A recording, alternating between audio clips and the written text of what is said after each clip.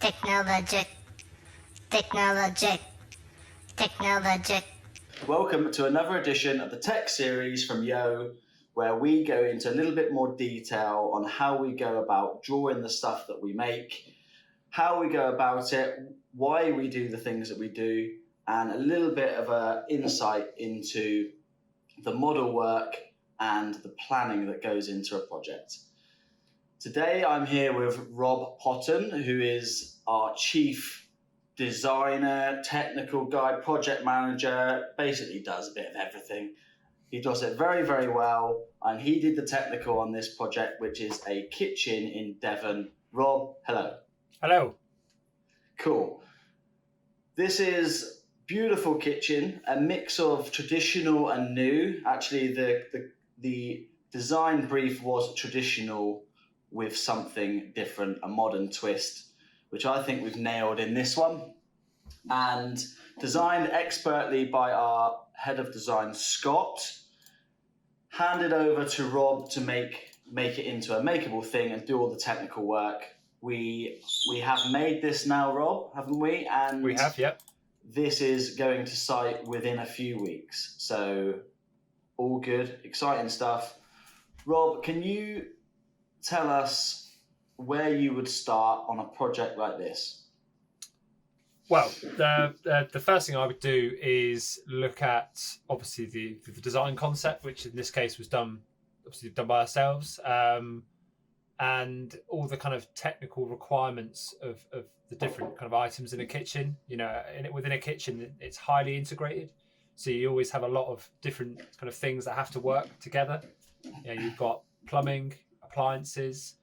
In this case, you've got quite a range of materials. You've got metal, timber, metal finishing, glass, and it's kind of going over everything and just making sure, you know, that things work together. You know, take that into consideration with the space planning, how you use a kitchen, making sure the design obviously has taken that into consideration, but making sure, you know, you get things spaced properly, worktop heights, and there's just so much in a kitchen that has to work in harmony. And with this particular kitchen, the actual architecture was quite simple. You know, it was quite an open space. So it was much more about how we, made all the different components integrate with each other, and how we made some of the design features, such as the overhanging breakfast bar, and then you've got the floating cabinetry on this end. How you make that work and how you tie that in with site, so it's strong enough. So that back run, Rob, that's a fairly straightforward back run of stuff.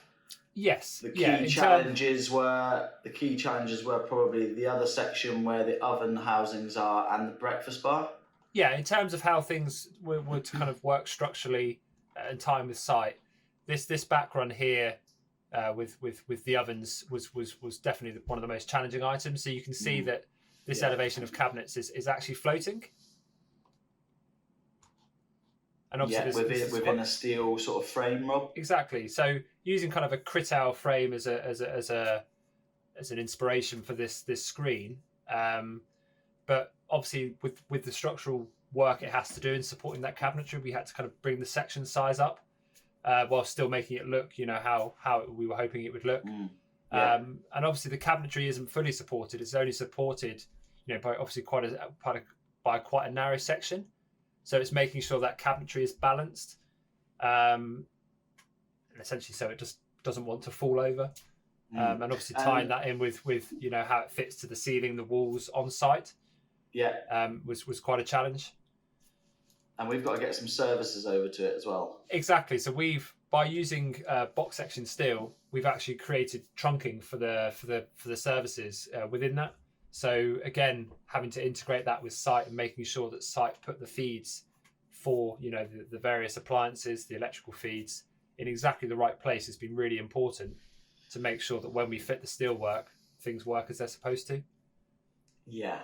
And then there's a beam going across the top, which is a little bit of a nightmare. There is. I mean, if I just show you a slightly different view. So this is the beam. that. So that's a structural beam that's already on site, and we've lined that up now to the middle of the island. Is that right? Yeah, which you can see there. Well, and that will have lighting hanging from it. Exactly. Yeah. So that's dictated the position of the island, and it has to just be integrated within the steel frame that's fitted around it on site. We've actually just finished, well, we've just been to site to do the templating for this glass screen, which was the only way we were comfortable we could guarantee, that it would integrate with the site as it needs to. So we've actually got physical templates that our guys have been and made, so we know it essentially when the frames go to site, they'll fit. Nice. Just looking at that there bit of the model, mate, there's some slots in the top of there. Tell me, one, what they're for, and also what are the considerations when integrating appliances and stuff like that?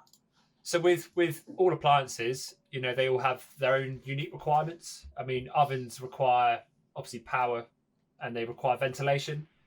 And then you've got things like fridges, they require similar. So almost all appliances, you have to consider the air movement around them and how you kind of deal with the heat that they generate. And 9 times out of 10, each different manufacturer of appliance has different requirements, Rob. Absolutely. I mean, they all follow a similar principle, but yeah, they always have their own unique specifications that you have to really understand when doing a kitchen like this, where everything's highly integrated. Allowing the right space, allowing the right voids for ventilation, for air. And the way that we go about that is we just get all of the technical documentation for each appliance right at the beginning, essentially extract the relevant information, and that's there as a reference point the whole way through. So every time you're looking at an area that has an appliance as part of it, you're referencing the technical information for that appliance to make sure, obviously, what you're doing is meeting the appliance's requirements.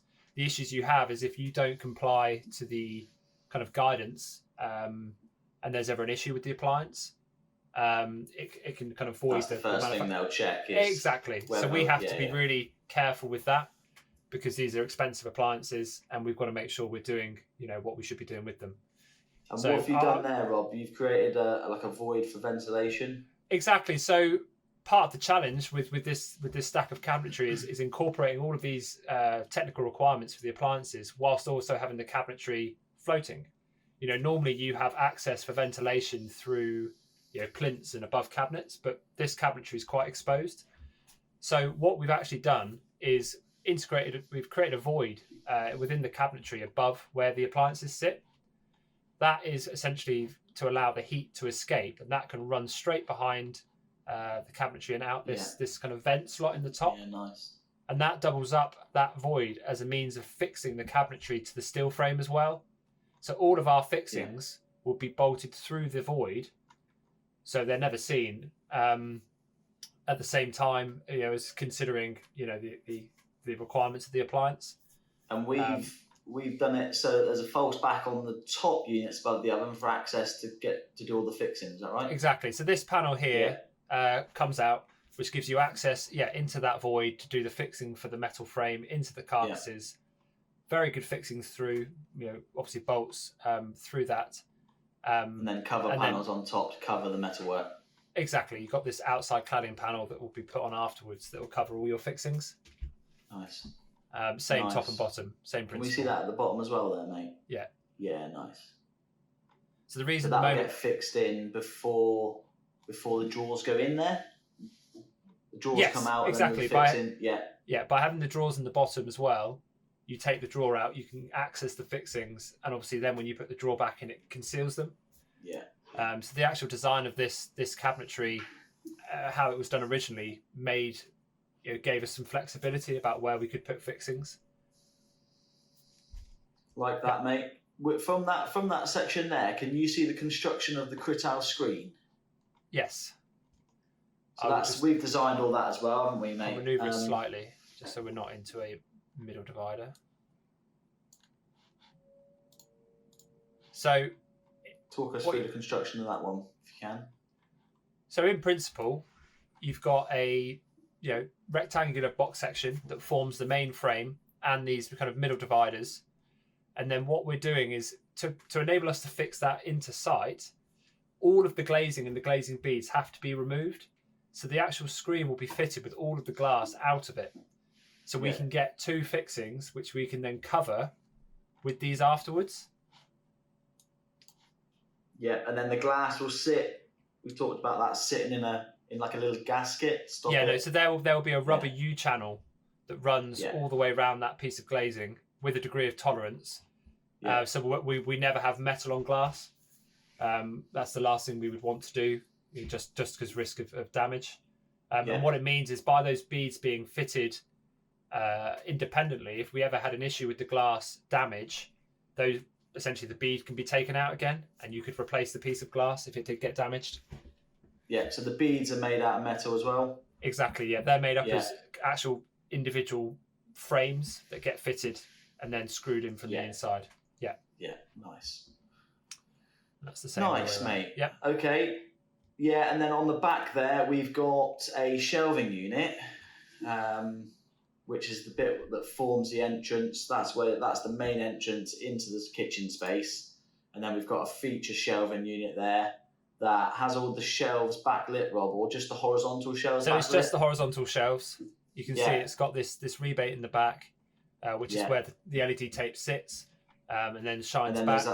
There's that secondary rebate, which is for housing the cables. All right. Exactly, because some of the dividers here don't run to the edge of the cabinet. We have to be able to route the cables through the shelving itself. Yeah. So the cable here will run up the back of this one, out this one, back to where the power will actually be. And again, by having this void behind this upper cabinet, that's where we will store all of the drivers for the LED tape, transformers, and that. Yeah. So if there's ever any issues with them later, you've still got access to service them. Lovely work, mate. Let's have a look at the island if we can. That's proper there. Let's have a look at the island. I mean, the main of the island, fairly simple, but where this floating beast of a breakfast bar came in, show us how you went about that. So with that breakfast bar, as it was within the concept, it was a 100 ml thick floating breakfast bar. Yeah. And to provide the structural support for that, we have integrated this is a metal bracket. This is actually fixed to the back of the end cover panel. If I just show you that quickly. So you can see. So there is a large plate, which is welded as part of this main structural support, that gets fitted to this end panel, which is then tied in with the rest of the island. So what you're doing is you're taking a panel that's completely fixed with the cabinetry behind it and using that as the support for your steel plate. So then you have this large 90-degree steel plate with obviously a large central spine for support, which was more than strong enough to support the breakfast bar. What we did anyway, just because we thought it was worthwhile, was take some weight out of this breakfast bar. So this breakfast bar is actually made up of layers with the middle two hollowed out where we can, and you can see that here. Mm-hmm. And that was just to take weight out that we didn't need to have in there. Yeah. No, that's nice, Rob. Lovely. And then we are finishing that breakfast bar in liquid metal. We are, yes. Which is ready to go now, I believe. One other small consideration with this breakfast bar, and this was something I learned through dealing with the metal finishes, is because of where it's being used, it has to have kind of additional protection. So the metal finish itself is actually is made up of metal particles, but they actually add another layer of protective lacquer for like in high traffic areas. So that was another consideration, was obviously how that would work, how that would look, and obviously to make sure that extra samples made up and stuff, didn't we? Exactly, and obviously to make sure it was fit for purpose. There was no point getting it finished in something that would, wasn't fit for where it was to be used. Nice. What's the hob on this one, mate? The hob on this one is a Bora. A Bora X Pure. X Pure, yeah. Yeah, so it's recirculating. So again, that comes with its own considerations. Is where the space you have to allow for all the ducting. Yeah, because So again, the unit for a borer has to be deeper, doesn't it? So with the borer, exactly. So yeah, we have to allow space for the ducting to come out, and then obviously it recirculates around through the cabinetry. And the nice thing about this design is because it has this this gap at the bottom. So we actually use the design of the plinth and the frame here to give the exhaust out for the air, so we don't have to have a vent. Yeah. Don't have to have a grill. That's it. We can get away with it because we've got that bottom frame overhanging. Exactly. Yeah, which is nice because that's given us, the extraction point for the air. Beauty. Nice, mate. On the back run, we've got a breakfast unit, a pocket door breakfast unit on the left-hand side there. We had all of our taps. We've got a couple of cooker things. We've got a boiling water, a single boiling water in the breakfast unit, Rob, haven't we? And then we've got the flex on the main run. Yeah. And then we've got the soap dispenser, but we've also had all of those elements, including the wastes for the sinks, finished in a antique brass to match the handles, or no, to match the anchor. So, or to match the metal finish on the breakfast bars. Talk us through what we have here. We have a pocket door unit on the left there. Then it's the fridge. Then we go into this is a bin unit. Yeah. So you've got a bin unit there, and then you go into this. This kitchen has two dishwashers, one either side of the sink. Yeah. And then obviously you have the sink itself. Yeah. And then the other end is just storage. Yeah. And then at the very end here, we've got a space tower. You've got a space tower with glass drawers. Yeah, nice. And then a wine rack on the end. And then a wine rack at the very end, yeah. Beautiful. So you can see within this kitchen, within 8 cabinets, no 2 cabinets were the same. Everything has either something different that's integrated, or it's a different size. So everything has its own requirements, and that's the real challenge with this type of kitchen, is because it's so unique and bespoke to the design. You might be using an appliance you've used before, but you're almost certainly using it in a different way. So you have to make sure you're considering, all the things you've probably considered before, and also then the fact that it's somewhere different, or it's being used slightly differently, which is always the challenge with how we obviously design kitchens. We very rarely do things, how they've been done before. No, and we don't want to either. We always want to try and do stuff differently. Yeah. Rob, can you just talk us through the setup and the makeup of that breakfast unit, please? Yeah. So we've got the front of that will be liquid metal to match the breakfast bar. We've then got marble top and antique mirror splashback, antique mirror backing, glass shelves. Exactly right. Yeah. Yeah. And then we're using so it's a Hayward pocket door system that we're using on this particular setup. Yeah. Basically allows you to have the doors returned and in an open position and out of the way whilst you're using the breakfast bar. Yeah. And obviously then once you're finished, you can pull the doors shut to kind of cover everything up. And then lighting, Rob.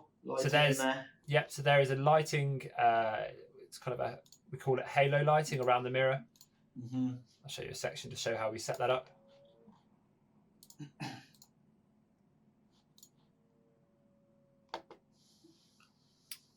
So if you can see that, if that makes sense. So so there's a frame there, and then a secondary. Exactly. So we put the lighting on the panel that's furthest back, shining outwards. So when you open the doors, because it's on motion sensors, when you open the doors, that lighting comes on and just puts a ring of light all the way around the mirror. Lovely. And then there's the waste and stuff. All the gubbins for the cooker and the waste outlet are underneath. Exactly, yeah. So you'll have all the plumbing, returning back through the back panel of this carcass. Yeah. Into the void behind. So where we can, we try and leave, at least a 50 mil void behind kitchen cabinetry, just for services. It makes the positioning of services a lot easier for the guys on site. Mm-hmm. And again, part of the process that we have to do is we have to provide, you know, very, very detailed M&E drawings, certainly for a kitchen like this, to the site contractors to make sure that A, you've got the right type of feeds for the various different appliances, and B, they're in the right place. Cool. So this is the M&E drawings for that actual project, Rob. Anything in particular here, if you just want to talk through this one briefly? Yeah, so I mean, you know, we have a way that we like to do M&E drawings, which is to show on a plan view the overall requirements and approximate locations within the room. And if we color code it to try and make it easier to you know, distinguish between the different types of feeds and M&E requirements. And then we, you know, obviously this is part of the space planning that we have to do when we design the kitchen, is to consider, you know, is there space for all the feeds and all the appliances and everything else. So what we do is we have plan views showing, you know, approximate locations and then the dimensions of the cabinetry. And then we have elevations of each set of cabinets to show exactly where everything needs to be in relation to site. Yeah. And we always go to site with this drawing to make sure that the contractors are happy, you know, with what we're showing and that they're happy it's all feasible. And we say we work around each area of the kitchen. And obviously, as we highlighted earlier, you know, there's a very critical point that this cabling needs to come in to this oven elevation, so that we've made sure that we've indicated that here. And so, I mean, every kitchen that we do has its own, you know, unique kind of challenges and also spec. So we have to make sure we highlight. You know, and these measurements, a lot of them, heights and stuff, a lot of them are crucial, mate, aren't they? Absolutely. You know, if that cable's not where it's supposed to be, and we've allowed for that, you know, with a cutout in the metalwork, then quite simply it's not going to work. Yeah. You know, so it's really important that we work with site a lot to, you know, obviously establish, you know, that this is going to work and they can do it. Yeah, cool. All right. Thank you, mate. Rob, thank you for this, mate. Very, very nice work, as always. As always, with our videos, if anyone watches this has better ways of doing things, then please let us know. This is only our way. This is just one way. There's plenty of ways of doing different things. So we welcome your feedback, and we might not agree with it, but we do welcome it anyway. But yeah, cool. Thank you very much again for watching. This is the YEO Tech series, of which we're going to try and do more of. We hope you find it helpful. Give us some feedback. Send us some messages. We'll be happy to hear from you. And thank you very, very much for watching. Rob, thank you very much, mate. No worries. Cheers. See you later on. Thank you very much. All the best. Cheers. Technologic. Technologic.